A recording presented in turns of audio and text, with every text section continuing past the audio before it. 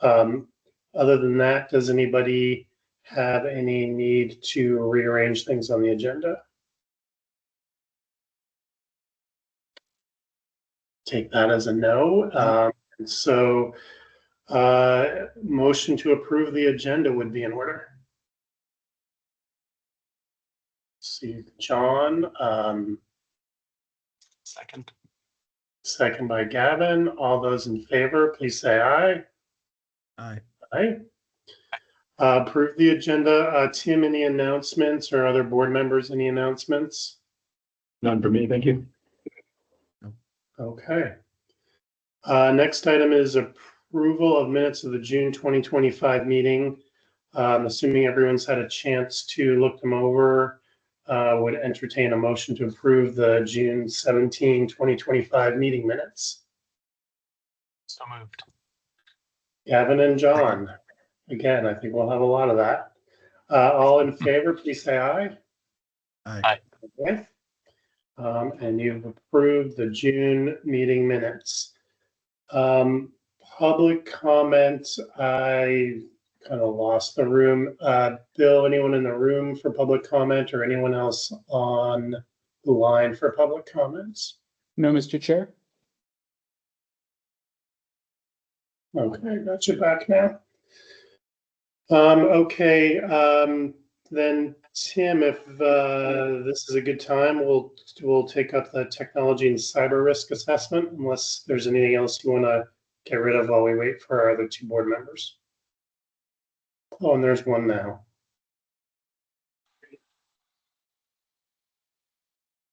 Again. Great. Yes, I can start with the technology and cyber risk assessment. So in your materials is a document from Siegel, which should look familiar. We distributed it back in the fall in advance of our work doing the risk assessment, the actuarial risk assessment that we presented in May. This was the initial proposal by Siegel in response to our request that they quote us for an actuarial risk assessment and some other, including the tech and cyber risk assessment, just so that we could kind of start understanding a little bit more how we stack up against our peers and, you know, where we have some areas of improvement on that side. So that piece begins on page 7, and the price is in the very end. But in plain language, what we are going to ask Siegel should do, and apologies, I should have introduced for everybody's benefit. Jay Priel is will be the project lead from Siegel, and he'll help explain a little bit further what the project will entail. And the other gentleman here that folks may know, but maybe not everybody does, is Ram Verma. He's our internal tech lead. So I just wanted to bring them in if there are any questions. What Jay and team will do is they'll come in, they'll ask us a ton of questions about how we manage our tech and you know, what we do to protect information. Jay has had information doing this kind of work for a number of different systems, and so can really bring to bear what the standards are in the industry. And then help identify where we have, how we stack up against peers and where we have areas for improvement. One of the big reasons why I like to do this work is because we get services, tech services from a number of different entities. And if you think about it, there are really 3 primary ones. There's Ram, who is our, you know, chief of everything internal and kind of quarterbacks everything. We have our Agency of Digital Services.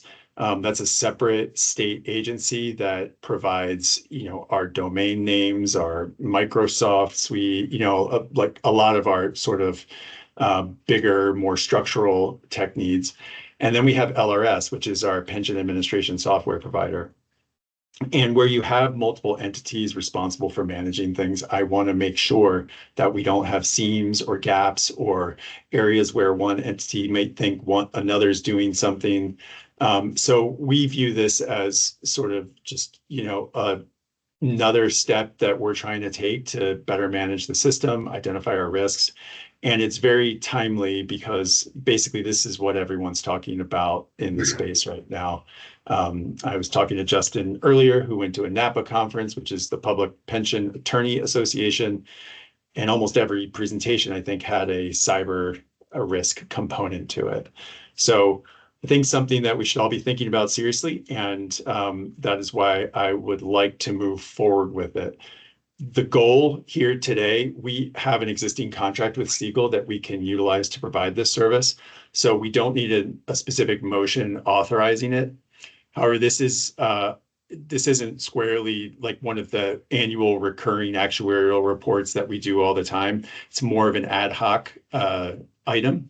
And so my practice has been to bring these to the board, offer an opportunity to question, raise any concerns. And if none, we'll just reflect as much in the minutes and we'll move forward with this. We did present to the other two boards who were excited to get going on this work. So with that, perhaps I can turn it to Jay quickly to summarize the work, and then we can move to board discussion. Thanks, Tim. Yeah, we're going to use the National Institute Standards of Technology Cybersecurity Framework, which is something that they put out first initially in 2018, and then they updated in 2024. It's just here's a whole bunch of things you should be considering from a cybersecurity perspective. And as Tim said, we go through and we ask a lot of questions. And then we come on site and we do some looking around ourselves too and ask more questions to kind of, it's one thing to, see it on paper. It's another to see it in person and, get those types of things. And what we're hoping to find, as Tim said, is I did this for another state, and a perfect example, what Tim had discussed was the state agency thought somebody else was doing backups of a particular data set that somebody else thought the data set was doing them. It turned out they had no backups for a particular critical data set. So you're hoping to find those gaps, that you can highlight and say, here's what you can do better. At the end of it, you get a big report. So we go through about between 1,000 and 1,200 different things we look for. So it's pretty extensive. This is not something small. The final report's, a couple hundred pages long typically. But one thing I do like to set the tone for the board in particular is I score it just like you would score a school grade 0 to 100. Right? 100 would be perfect. Nobody gets 100. Federal government doesn't get 100. To get 100, you would need to bring in armored carloads full of money to back it up to get everything as locked up as you can conceivably could. And at some point, the risk that you're taking is not worth the dollars it takes to spend to resolve that risk. So what we ask people to shoot for is somewhere around a 60. If you can get about a 60, you're doing at least as good as your peers are, which is what kind of the legal definition is. But I want to warn people, we usually do a draft first. Our average the first time through is about a 25. Okay, so I don't want people like, what? The idea is it's continuous improvement. And so what we typically will do, while the engagement itself, the initial engagement is somewhere usually around 12 weeks, we don't actually finish for another couple months after that, because we'll give the report to Tim and his team and say, go fix the low-hanging fruit, the easy stuff.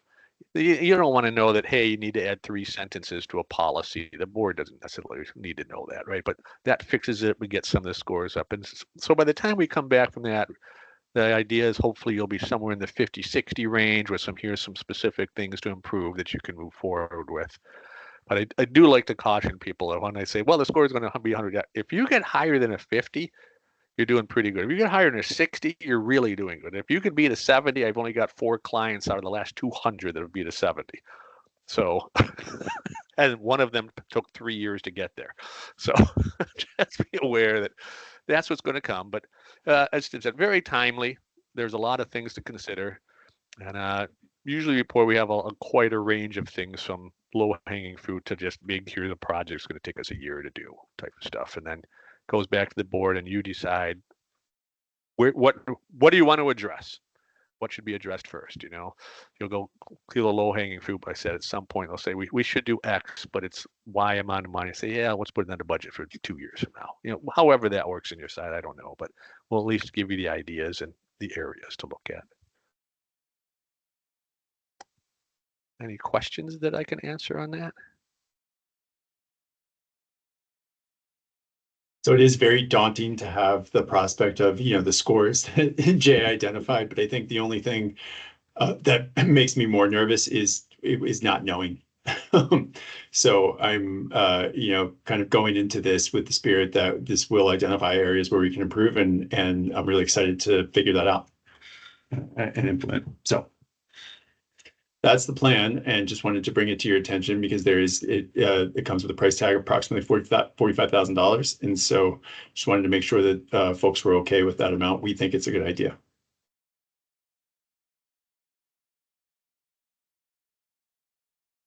So go ahead, John. Yeah. Yeah, I really appreciate you bringing this forward, Tim, and being vulnerable, willing to learn and improve. I mean, that's just a really good sign of that you're doing the right thing. So I appreciate you bringing this forward. Oh, thank you. Team effort. So yeah, Gavin, Kim, any questions for Tim or Jay or Ron? No? Okay. And Tim, you said you don't need a motion? No, we'll just reflect in the minutes that we asked if there was any concerns moving forward. We'll take this as a sign that there are not, and we will start. This is the last of our boards, so I'll be reaching back out to Jay to start cracking on the work. Perfect. Yeah, thank you for pushing this through, and thanks, Ram and Jay, for the good work you're about to do for us. It's fun. It's fun for me. Thanks, Tim. Okay, I'll drop off now if you're okay, Tim. Sounds great. Great. Thank you, everybody. Appreciate your time. Okay. And that brings us to VPIC, and this is still with you, Tim. Great. This board, as all three boards do, elects a representative and an alternate to VPIC to represent the board and that commission. Our existing representative is Kim, and our existing alternate is a face we all know and miss who we have here. So welcome back, Chris, to VMERS meetings. So their terms ended on, I believe, June 30th, and they're currently serving until replacements can be voted. They both remain eligible for additional terms. And so the way they are elected, Gavin will bow out of this one because per statute, it's the employee and employer reps from the VMERS board that elect this position. So Morgan, I don't know if I shot you an email with draft language of a motion that Justin put together for us for the specific phrasing, but I will turn it over to you to discuss representative and an alternate for the upcoming term. Okay. And so I do have those two motions, and I can read them. My understanding is that Kim and Chris are both excited to continue in those slots. Thumbs up from Kim. Chris, you really know how to rock retirement if this is how you want to spend your days. But we are glad to have you and glad to have Kim both willing to do this for us. And so Kim doesn't, I guess, get to object. So John, unless you have any objection, I will make a motion that the municipal employee and municipal officer members of the VMERS board move to elect Kim Gleason as their Vermont Pension Investment Commission member pursuant to 3 VSA 522A3. John, if you want to second that. Second. All those in favor, please say aye. Aye. All right. And then the second is a motion that the municipal employee and municipal official members of the VMERS board move to elect Chris Doobie as their Vermont Pension Investment Commission alternate pursuant to 3 VSA 522A3. I'll to you, Kim, for a second. All those in favor, please say aye. Aye. All right. Again, Kim and Chris, thanks so much for taking that on, and welcome back. Thanks for trusting us. Good. Thanks. And I just want to make one, quick little statement. I miss you all. This was a fun board to be on, but you're doing great work. As far as the alternate goes, like I told Tim when I spoke with him, I'm happy to stay in that role as the alternate. For how long, I can't guarantee it. You learn a lot. So I know that half of the members on the board are new, like within the last few months. Then, of course, Morgan and Kim, you've been on for a while, but if anybody wants to fill the alternate position at any time the next year, 2 or 3 before my term's up, don't hesitate to reach out. I mean, I think it's a great experience to be on the VPIC. I'll be honest, sometimes you scratch your head because the information gets really deep, but you really get to have a good understanding of the finances of these 3 systems and how they're moving, and you really do make a difference. But I'm honored to serve for another at least I told Tim 1 or 2 years, so maybe the whole term. But certainly, if anybody has a desire, I will not hold you back from taking that. So, thanks. Thank you again, Chris and Kim. Both. I will just share, Morgan. I was talking to Eric Henry, who was very excited at the prospect of keeping both Kim and Chris in these positions. So I think this board is very well served by our current representation. Agreed. Thanks. Okay. Next up, supplemental plans. Still you, Tim? Yes, and this is by way of sort of a preview of some of the work we have coming up. And we have Sarah Bochter from RVK who is joining us here and can help out if there are any questions. We'll be doing some things a little differently now that we have RVK on board. And so I just wanted to preview some of that work. We receive, as you know, twice annual reports for the Vermont Muni DC plan from our friends at Empower. And when we do that, we have typically proceed in the similar fashion where we have Gabe kind of walk through the plan demographics. We have maybe some reports from the field or marketing folks from Empower. And then we have Joe Fine do an investment review. Now that we have RVK as our investment fiduciary, Sarah and team will be managing that investment review piece of it and working more closely with us in our general reporting structure. And we've been working with Sarah to develop the reporting framework for the ongoing oversight of the plans. So I don't believe August is a Empower quarter. We just had our report in May. So on the twice annual cadence that we have for this plan, I expect the next one to be in November. But just talking through, and we're working with Sarah to kind of establish that new practice, all by way of a heads up, so that next time we do this, you're not scratching your heads wondering why things are different without an explanation. But I think it is appropriate to have our investment fiduciary really walking through, what we're doing in our oversight of the individual funds. The next piece of work is the investment policy statement and watch list policy. We talked about this briefly at our May meeting, and Sarah and team have been working hard on a draft policy statement that we are going to be reviewing with them over the next month. My hope and plan is to have for you in the August meeting a draft investment policy statement and watch list policy that we can walk through with everyone. But this will be a pretty foundational document for how we structure our review of the funds going forward. So what I would like to do is kind of take 2 months on it, where we pitch a draft to you in the August meeting, hear any feedback we may have, and then come back in September to finalize. Just wanted to see that coming, so you understand that work is there, and really appreciate Sarah's work in putting a draft together.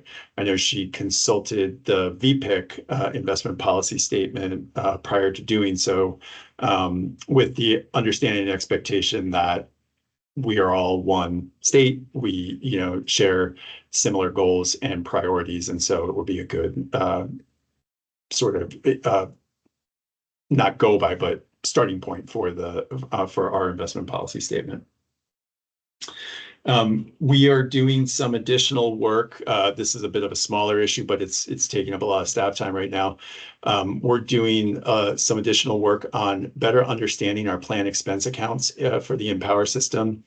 In the switch over from Prudential to Empower, some of the reporting got actually a little too granular to the point where it's not usable when you have hundreds of entries of 3 cents or 4 cents in a plan expense account. It's not large dollars, but if you notice in the start of the new reporting framework that Empower has, it on one of the summary pages, it says the plan assets that are in the account. We're trying to just get better reporting on that, and hopefully we'll have that and can figure out a summary way to explain that to you as needed. And then the final piece of upcoming work that we included a sheet in the materials for today. Sarah and team have done a review of all the funds that were invested in the different supplemental plans to see where we might be eligible to get into new share classes. Typically, you can get into a new share class if you have a certain minimum amount of assets in the fund, and that can come with fee concessions for our members, which is always a great thing. However, sometimes there can be a little bit more than meets the eye, that those differentials in share classes the original share class may have a revenue share piece. That's where some of the fee comes to the plan. So the document we shared with you was sort of a first cut where there are some funds that we see potential to make a change.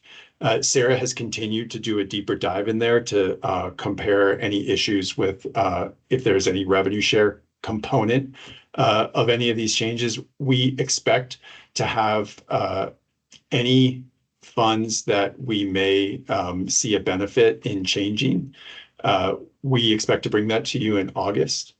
What that would entail is us explaining, okay, in the VMERS DC plan, there's Fund X and Fund Y. If we move into a lower share class, we can get a fee concession for it. And we would ask for the board's approval. And Sarah would explain sort of the rationale for it. We've talked to Empower. The process would then entail a 90-day period where they develop notices, send them to members, and move the members from A to B. It's not super complicated. It's not, it's not going to save huge amounts of dollars, but every penny counts. And I think it's just another important step in the work that we're doing to better manage the systems and find value for our members.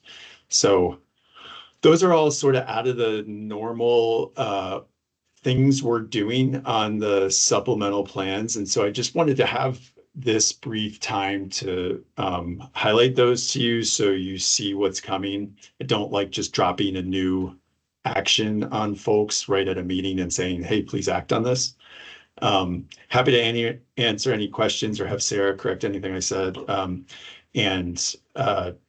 And just get any concerns you have on these points or any questions. Tim, I just had one clarifying question, which I think I know the answer to, but maybe is beneficial for others to hear. I know in that in the spreadsheet, there is a column for sort of annual for fee savings. And my understanding is that is annual fees and just wanted to highlight that so that that's the annual fee savings to members, and those savings effectively compound over time. So the savings are actually a little bit better than it looks in that chart, if that makes sense. Yeah, confirming that these are in fact annual fee savings, and this also does not take into account any performance increases as a result of being in a lower fee share class. So that would even compound it further.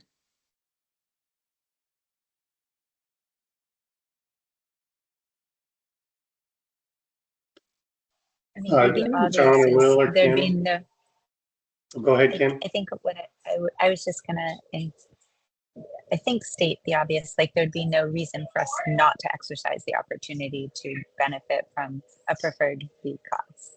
There's no downside. That's what we expect to bring to you, and why we aren't bringing it to you now as well, because we want to make sure, with, for example, if there's a revenue share impact, that we explain that to you, and so you can see any issue that comes with it. I will also note that something we're talking with Sarah on a bit of a longer time horizon about is whether or not there's opportunities to change the structure of some of our funds. These funds are mutual funds.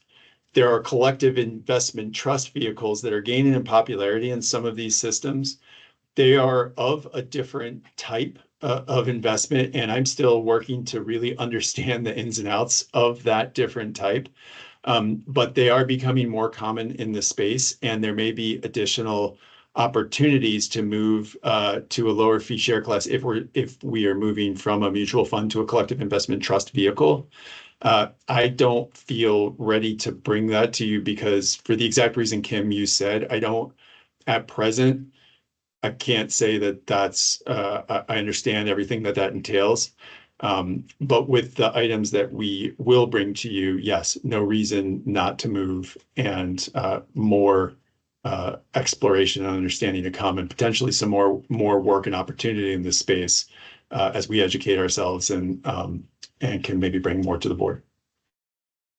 Yeah, I just want to say I'm really impressed by how thoughtful Tim and staff are in bringing forth any recommendations or changes and making sure the board has plenty of advance notice and explanation and context around any changes, but also providing us with the context of the current plan structure, how things are, and making sure that staff is receiving all the information needed before recommending anything, and for in the future, before we bring forth any recommendations about the collective investment trust, we'll make sure to provide ample education also and discussions with you all to understand the full context and the trade-offs there. With the mutual funds, this is a vehicle you're already very familiar with. You've been using across the plans for a while. So considerations around changing share classes are much simpler. But even there, we're kind of taking a closer look both at Empower's transition process as well as Tim mentioned, additional administrative fees that are embedded within those funds, and comparing current and future share classes. We know that future share classes will not have any additional revenue share. A lot of plans have been moving towards that structure of simple, transparent fee mutual fund options that don't have those additional administrative fees that will vary by record keeper, so they are harder for participants to understand or keep track of. But we are looking closely and discussing this with staff also to make sure we understand the full impact and the holistic trade-offs there of not having those additional revenue share coming into the plan and assessing the full considerations there. So more to come on that at the next meeting.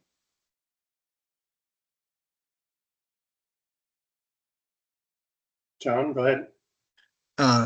Yeah, I was looking at this chart, which is great. It looks like the minimum investment is what's driving the eligibility for the shift to a lower share class.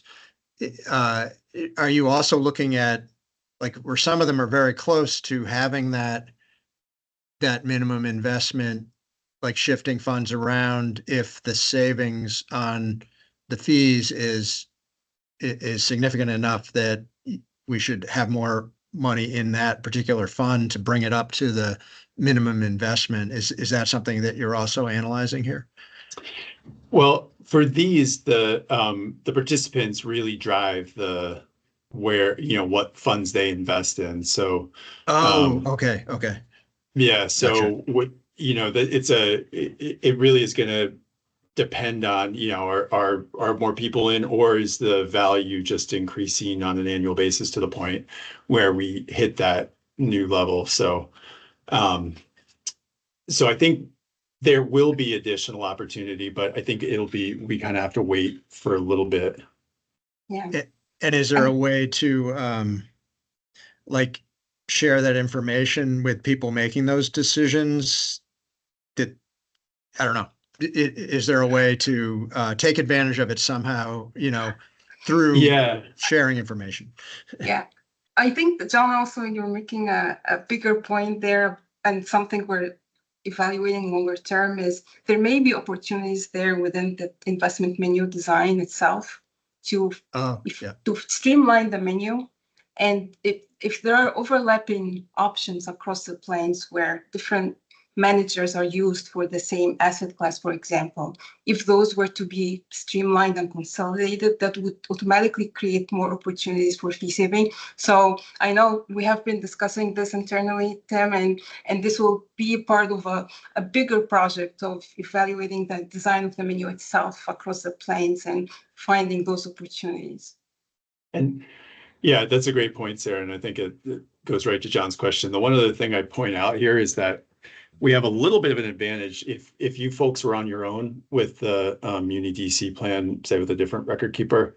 For these share classes, if they aggregate all of the funds from all the supplemental plans when looking at this. So if there's the same vehicle in the state DC and the Muni DC plan, we aggregate assets to get into a lower share class. So there's some of this conversation goes beyond strictly this board to all of the supplemental plans. And it's why, as Sarah was saying, some of our longer horizon work might be to work with all the boards to say, hey, is there value in really kind of finding a lineup that works for everybody, where we can achieve a higher asset threshold and maybe leverage better savings that way.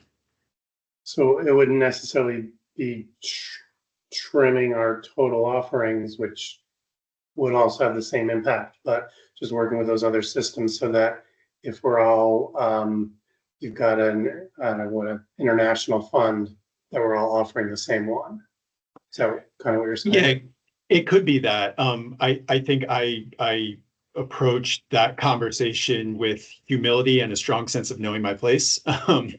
That I think what we want to do is bring opportunities, and then we will defer to the boards on priorities. Because I think the board will really want to own what its allocation is. And there may be something, when I think about this at a high level, I think, well, maybe the defined contribution plans, which serve as primary retirement vehicles for folks, maybe there's cause for that to be slightly different than the deferred comp plans, which are often supplemental savings plans.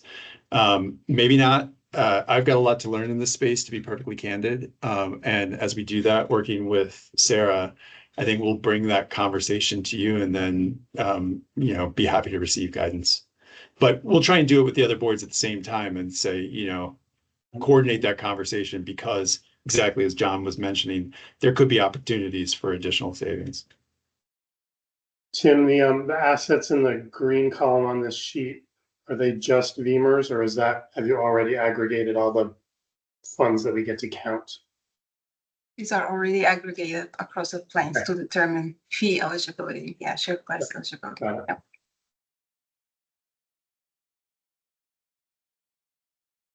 Any other questions for Sarah or Tim from the board?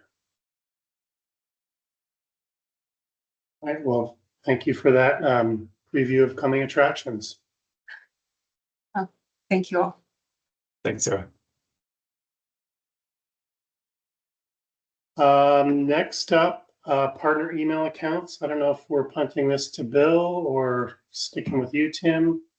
I think eventually we will be punting this to Bill. The memo is pretty self-explanatory, but part of our tech improvements, we'd like to revise our communication practices with folks who do not have state emails to use these partner accounts. They're basically state email addresses for folks who are not state employees. I know, Kim, you have one for your work on VPIC already. It's typical practice. We would like to move in that direction. I think it will facilitate give us more options for information exchange and just generally coordinate the communications a little bit more. So Bill will be reaching out to, I guess it'll be Morgan, John, and Will to set up some of these email accounts, and just wanted to give you a heads up about it and a brief explanation as to why. It's probably worth a point or two above your 25 starting score. Yeah, that's what I'm thinking. Bring that 20 up to a 21. Okay, great. Okay, any other business to come before the board?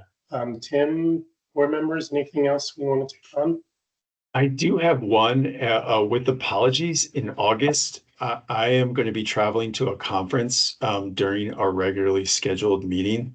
I was thinking of having Bill maybe send out a poll about alternative times, thinking perhaps the week before in the afternoon sometime. I guess I'd just say I wanted to flag it to folks. If I'm sorry for the scheduling snafu, but I would like to try and be there if possible for the August meeting. So if folks are amenable to trying to find another time, I would ask for that. I certainly am. If it is looking like it's going to be light, I don't know if we have any disability hearings that are already in the queue, but we tend to miss a meeting over the summer, and we haven't yet, so we could consider that as well. We could try. I would like to move the investment policy statement. There is a world where I could send it early and have folks review it and talk offline. I'm happy to try and I need to sit and plan a little bit with folks. Bill's actually working on a rest of year calendar for our board meetings. If folks are open to that, I'd be happy to do that too, and maybe just have an initial, we could always push the investment policy statement to back a couple meetings. I'm happy to kind of go either way. So maybe I need to do a little bit more with you, work. Tim, to make that call, and just board members realize that our next meeting will likely not be the 19th. And if you do feel you need to have one in August, we'll plan to hear from Bill in terms of scheduling. Great. I'll try and have this nailed down by next week and reach out so that we can calendar this. I know August can be difficult with vacations and whatnot. So thank you. Certainly. Any other new business? Anyone out there? If not, I would entertain a motion to adjourn. And I see it from Kim and then Gavin. All those in favor say aye. Aye. Aye. And we'll see folks again possibly in August. I just want Thanks, to everybody. apologize. Thanks, Popping up late. everybody. Thanks. No Justin. problem. Cool. Thanks, everybody. Thanks, folks. Bye.